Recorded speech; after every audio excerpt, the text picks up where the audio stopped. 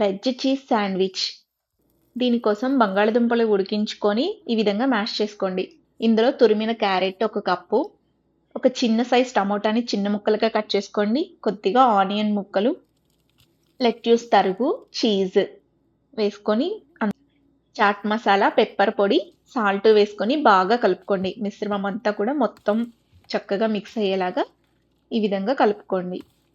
అంతా చక్కగా కలుపుకున్న తర్వాత ఇందులో మనకి మస్టర్డ్ సాస్ కావాలండి. మస్టర్డ్ సాస్ అండ్ మయోనీస్ రెండింటిని కూడా వేసుకొని అవి కూడా బాగా కలిసేలాగా కలిపేసుకోండి ఒకసారి.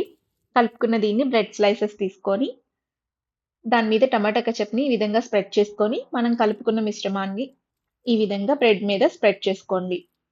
రెండిట్లో పెట్టేసుకొని, బ్రెడ్ పెట్టుకొని, దాని మీద బటర్ కానీ, నెయ్యి కానీ వేసుకొని, పెనం మీద టోస్ట్ చేసుకోవచ్చు. లేదా ఇలా టోస్టర్ ఉన్నా కూడా టోస్ట్ చేసేసుకోవచ్చు.